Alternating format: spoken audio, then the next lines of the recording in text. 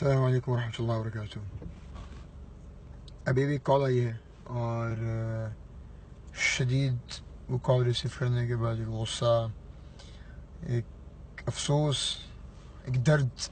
محسوس ہو رہا ہے۔ تو کیا بتائیں آپ لوگ کو۔ ایک ماں نے مجھ کو بھی کال کی، وہ مجھ کو کہتی ہے کہ میں بہت بیمار ہوں، مجھ سے کھڑا بھی نہیں ہو جاتا ہے، مجھ سے کوئی کام بھی نہیں ہوتے، مجھ سے کھانا بھی نہیں بنایا جاتا، مگر میں تب بھی کوشش کرتی ہوں کہ میرے بچے بھوکے نہ سوئیں، میں اپنے بچوں کے لیے کھانا بناتی ہوں۔ ماں بہت رو رہی تھی، وہ ماں کال پہ بے حد رو رہی تھی، اور اس نے کہا کہ میں نے آج کھانا بنایا ہے، میرے گھر میں میرا شوہر ہے، میری ایک بیٹی ہے، میرے 2 بیٹے ہیں، تو ایک بیٹا میرا کھانے میں اس کو میرا کھانا پسند نہیں آیا، باقی سب لوگوں نے اس کھانے کو انجوائے کیا، ایک کو کھانا پسند نہیں آیا، تو اس نے یوں کہنے میں جو ہے وہ پلیٹ اڑائی اور پھینکی اس نے، اور ماں کا پرس اٹھایا اور ماں کے پرس سے پیسے لیے اور کہا کہ بکواس کھانا بناتی ہو تم، میں جا رہا ہوں ہوٹل میں کھانا کھانے کے لیے۔ تو میں کیونکہ اس فیملی کو پرسنلی جانتا ہوں، میں اس لڑکے کو پرسنلی جانتا ہوں، تو ماں نے مجھے کال کی کہ یہاں سے بیٹا تم کہنے میں جو ہے وہ بات کرو اس سے۔ اب آپ جب پبلک اسپیکر بن جاتے ہیں، آپ ایک موٹیویشنل ٹرینرز ہوتے ہیں، آپ مختلف قسم کی یوتھ اور فیملی نائٹس وغیرہ کرتے ہیں، جو اس طریقے کے کیسز آپ سنتے رہتے ہیں اور لوگ آپ کو اپروچ کرتے ہیں کہ آپ کچھ کردار نبھا سکیں، اور ہم کردار نبھاتے ہیں، یہ ہمارا کام ہے، والنٹرلی کرتے ہیں ہم۔ تو یہ میں نے اس کو تو کال نہیں کی، میں نے کہا میں پہلے ویڈیو بناتا ہوں اور میں ویڈیو اس کو بھیجوں گا تاکہ وہ میری بات سمجھ سکے، اور پھر میں اس سے مل کے میں اس کو سمجھاؤں گا یہ بات۔ دنیا بھر گھماؤں، کیا اٹالین فوڈ ہو، کیا میکسیکن فوڈ ہو، کیا امریکن فوڈ ہو، کیا انڈونیشین فوڈ ہو، کیا مڈل ایسٹرن فوڈ ہو، کیا دیسی فوڈ ہو، کیا چائنیز فوڈ ہو، بڑے سے بڑے ہوٹل میں 5, 6, 7 اسٹار ہوٹل میں، بڑے سے بڑی گیدرنگ میں، بڑے سے بڑے ایونٹس میں کھانا کھایا ہے۔ خدا کی قسم کھا کے کہتا ہوں، میں آپ جو سب لوگ سن رہے ہیں اس بات کو، خدا کی قسم کھا کے کہتا ہوں کہ بڑے سے بڑا ہوٹل، مہنگے سے مہنگا ہوٹل، اچھے سے اچھا کھانا آپ کے ماں کے کھانے کی برابری نہیں کر سکتا۔ اس کی وجہ میں بتا دیتا ہوں آپ کو، یہ صرف ایموشنل بات نہیں ہے، مگر میں اس کی ایک لاجک بتا دیتا ہوں آپ کو تاکہ آپ اس بات پہ قائل ہو جائیں۔ وجہ اس کی یہ ہے، جب آپ کی ماں کھانا بنانا شروع کرتی ہے، جب ماں بسم اللہ پڑھتی ہے، جب ماں ہانڈی چلا رہی ہوتی ہے، تو وہ اللہ شافی اللہ کافی، وہ ہانڈی چلاتے ہوئے جب وہ پڑھ رہی ہوتی ہے، جب ماں کھانا بن رہا ہوتا ہے، جب ماں سورہ یاسین پڑھتی ہے، جب ماں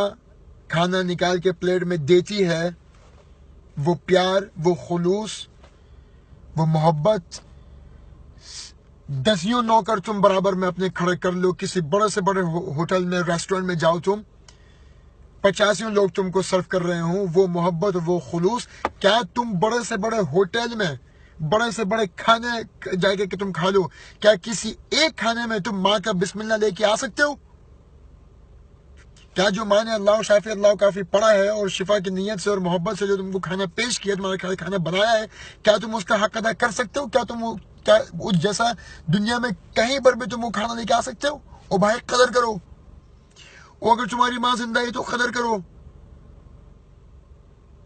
پوچھو ان لوگوں سے جو کہ ترستے ہیں، بھائی میرے باپ میری ماں مجھ کو ڈانٹنے آ جائیں، مجھ کو مارنے آ جائیں، سڑا بوجھا کل کی باسی روٹی کھلانے کے لیے آ جائیں، 2 دن کی پرانی روٹی میں پانی اور تیل لگا کے تل کے میری ماں مجھ کو دے دے، کچھ تو کرے میرے لیے۔ او بھائی تم قدر کرو،